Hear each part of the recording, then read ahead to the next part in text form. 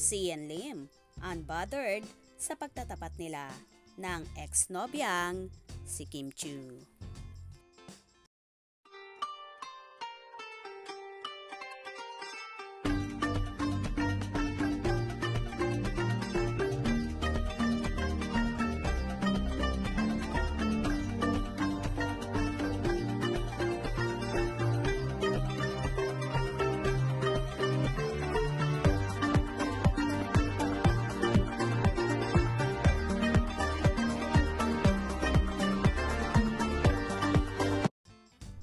Unbuttered si Sian Lim na may issue sa pagtatapat ng series nila ng ex niyang si Kim Chiu. Simula sa January 22, 2024, mauna muna ang premiere ng Love Die Repeat ni Sian at Chenilyn Mercado this Monday. At sa January 22, makakatapat na nila ang Linlang, the teleserye version ni Kim at Paolo Avellino. May mga galit na Kimchi fans kay Sian na ang sabi, ibo-boycott nila ang Love Die Repeat. Sagot naman ng neutral Kimchi fans, panonoorin at susubaybayan nila ang series ni Sian at Chenilyn. Ganon din daw ang gagawin nila sa Linlang. Panonoorin din nila at kung paano nila ito gagawin dahil sabay nga ang airing. Bahala na raw sila.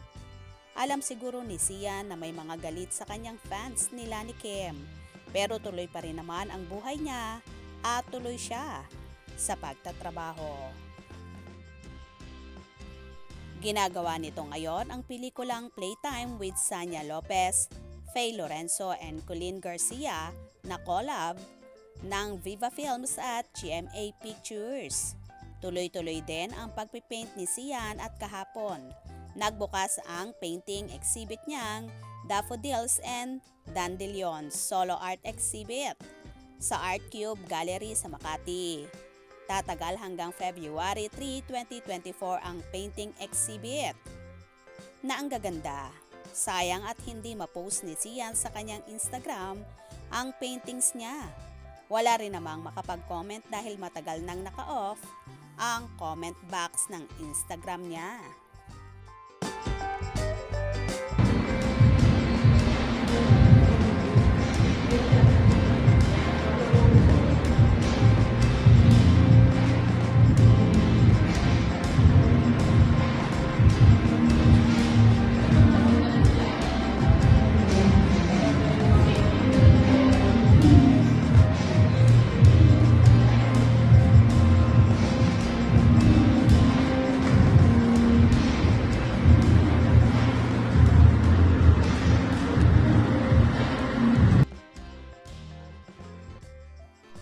Anyway, dead mga ang aktor sa magiging tapata na mga serye nila ng ex-jowang si Kim Chiu.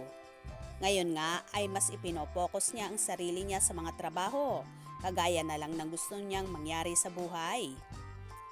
Na puro karera ang iniisip at walang planong pakasalan ang aktres na si Kimi. Well, kung dyan ka masaya, gora lang. Ipagpatuloy mo lang yung pinapangarap mong karera. Well, tila naman nakamove on na si Chinita Princess sa hiwalayan nila ni Sian dahil mas lalo itong naging blooming, sumeksi ng husto, kaya naman marami na ang umaaligid sa kanya. Kaya naman tumutok at wag na wag pahuhuli sa mga maiinit na kaganapan. Anong inyong magiging reaction sa bidyong ito?